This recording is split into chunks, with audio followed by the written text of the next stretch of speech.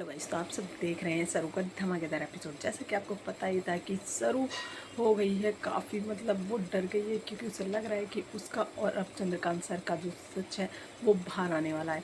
वो तो कुछ ऐसा है गाइस जहाँ पर सब मूसक राज के कान में अपने अपने करके मुरादे मतलब मांग रहे होते हैं, उनसे अपनी बात कह रहे होते हैं। तो वहीं चंद्रकांत भी अपनी बात कहने गया है मूसक राज के कान में, जो कि है अनिका बनी हुई मूसक राज। तो उनके कान में वो अपनी सारी बातें कह देते हैं और बोलते हैं कि मुझे अपनी बेटी चाहिए, भगवान प्लीज़ मेरी बेटी को मेरे से मिला दो। तो वहीं जब अब दूसरी तरफ सरू को पता पड़ गया है कि वो मूसक राज कोई और नहीं अनिका है, तो वो पहुंचती है चंद्रकांत सर को रोकने के लिए। और वो जैसे ही जाती है उनके पास, रोकती है उन्हें और बोलती है कि चंद्रकांत सर आपने सब बता दिया क्या। तो तभी चंद्रकांत बोलने लगता है कि हाँ सरू, मैंने सब बता दिया गणेश जी के कान में, और उनसे मांगा है कि मेरी बेटी जल्दी से मिल जाए। और इतने पे ही, जितने पे ये सब बातें कर ही रहे होते चंद्रकांत और सरू, तो उतने पे ही अनिका जो है अपना मूसक राज का जो ऊपर की कॉस्ट्यूम होती है वो हटाती है और अपना चेहरा दिखाती है और बोलती है बस सरू अब बहुत हो गया। तो जब अनिका ऐसा रिएक्ट करती है तो सरू को लगता है कि अब तो उसका और चंद्रकांत सर का खेल ख़त्म होने लगेगा गाइस।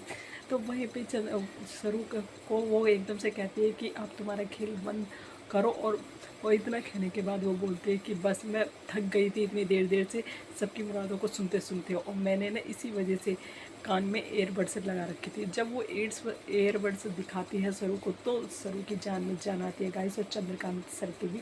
और उन्हें लगता है कि आज वो बच गई है। तभी सरू काफ़ी खुश हो जाती है वहाँ पे, और उससे लगता है कि आज तो वो बच गई है, पर ये कभी भी हो सकता है। और इतने पे ही मना कर देते हैं अनिका कि बस अब मैं नहीं बैठूँगी, और जो तूने आज मुझे दिक्कत दी है ना, तूने मुझे इतनी देर बैठाया है यहाँ पे, तो वो तो मैं तेरे से बदला तो लेके रहूँगी। तो आगे देख सरू मैं तेरे साथ करती क्या हूँ। इतना कहने के बाद अनिका तो वहाँ से चली जाती है और चंद्रकांत भी वहाँ से चले जाते हैं। तभी सरू भगवान तभी सरू भगवान के सामने हाथ जोड़ के कहते हैं कि भगवान आज तो मैं बच गई और आपने बचा लिया, वरना आज ही हम दोनों का खेल खत्म होने वाला था, चंद्रकांत सर का और मेरा सच सामने आने वाला था। तो वहीं गाइस दूसरी तरफ हमारा वीर जो है काफ़ी उम्मीदें लगाए बैठा है। उसे लग रहा है कि जो उसने चुनरी दी है सरू को, वो चुनरी ओढ़ के आएगी।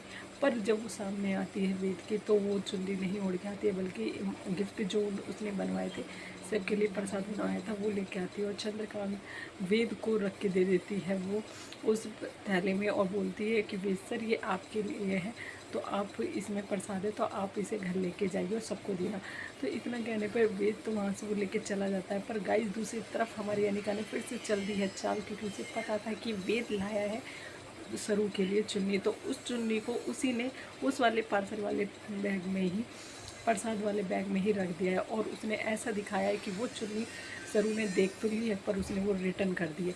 तो वहीं गाइस जब उस बेच जाता है अपने घर पे, और वो उस चुन्नी को देखता है उस बैग में जिसमें सरू ने दिया था प्रसाद रख के, और जब वो उस चुन्नी को देखता है खुली हुई, तो उसे समझ आ जाता है और वो सोचने लगता है कि सरू ने ये चुन्नी खोल के देखी भी, पर उसने ये ओढ़ी नहीं। इसका मतलब यही है कि सरू मुझसे प्यार नहीं करती है, ना ही वो मुझे लाइक करती है।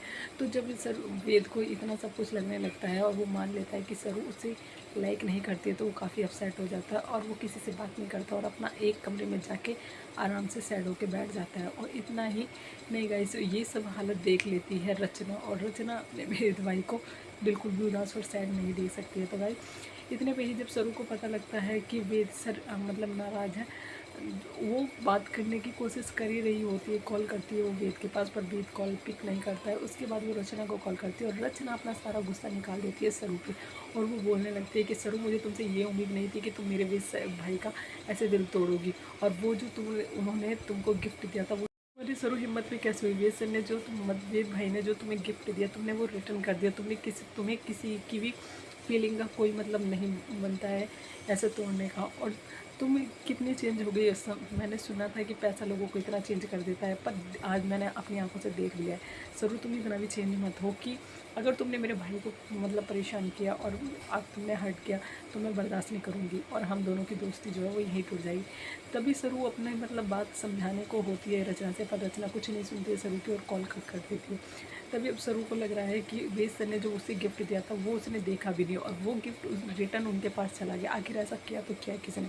वही वो ये सब बातों को क्लियर करने के लिए पहुंच जाती है वेद के घर पे। और वहीं वो जब बात करने के लिए वेद सर से मिलने ही वाली होती है कि इतने में ही तारा आ जाती है और तारा रोक लेती है, वेद से मिलने नहीं देती उसे और बोलती है कि सरू तुम यहाँ पे क्यों आई हो, वो भी इतनी रात को। तभी सरू जो है बताती है कि तारा आंटी वो मुझे वेद सर को कुछ गलतफहमी हो गई थी, तो वो मुझे बात क्लियर करनी थी, मैं इसलिए आई हूँ। तभी तारा मना करती है कि अगर भाई तुमसे गुस्सा है तो वो अच्छी बात है ना, तो तुम उनसे दूर ही रहो। मैंने तुझसे बोला है ना कि मुझे नहीं है पसंद तुम दोनों की दोस्ती, अगर ये दोस्ती इस तरीके से ख़त्म होती है तो इस दोस्ती को यहीं ख़त्म करो। तभी इतना कहने पे सरू काफ़ी अपसेट होगी और वो वहाँ से चली जाएगी। तो आगे देखने के लिए हमारे चैनल के साथ बने रहेगा। इस हमारे चैनल को लाइक एंड सब्सक्राइब करना ना भूलें और देखिए आगे क्या वेद सरू से बात करेगा या फिर उसका दिल टूट गया है तो वो वैसे ही साइड बैठा रहेगा। और वहीं दूसरी तरफ अनिका और उसकी नानी अब कौन से चाल चलेंगे सरू को मतलब नीचे दिखाने के लिए। तो आगे देखने के लिए हमारे चैनल के साथ बने रहेंगे। इस हमारे चैनल को लाइक एंड सब्सक्राइब करना ना भूलें एंड बेल आइकन को दबाना ना भूलें और देखिए सरू का धमाकेदार एपिसोड हमारे चैनल के साथ।